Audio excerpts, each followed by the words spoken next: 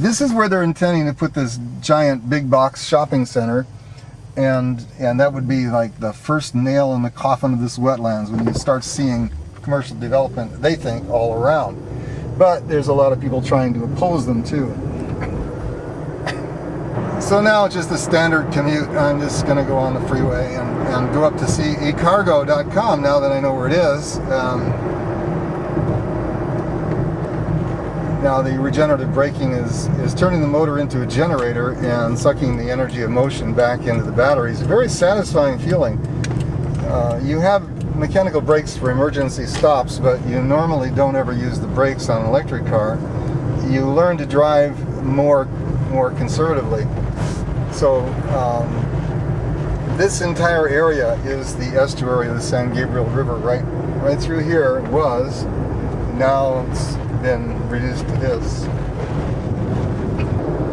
Well, we're just going along slowly. That's okay. Kind of boxed in here.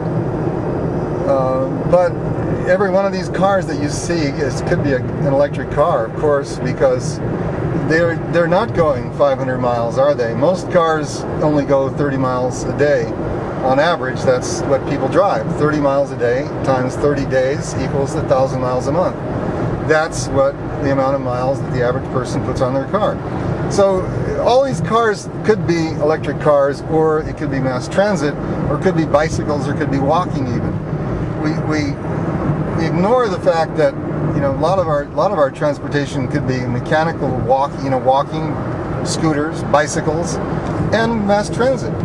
The thing that killed mass transit, General Motors and Chevron, is exactly the same thing that killed the electric car, and they got the batteries.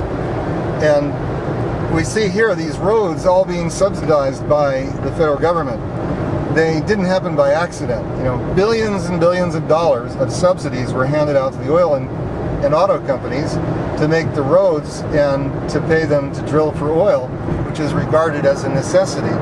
But what if oil is not a necessity? What if we had electric cars? Well, all of a sudden, their trillions of dollars in assets would wither. They wouldn't like that. They have oil at $70 a barrel, or $80 a barrel, whatever it is now. It only costs them less than $6 a barrel to extract it. So the cost of, if oil were not supposedly necessary, the price of a barrel of oil would fall to about the cost of producing it, which would be, about $6, maybe $10 a barrel.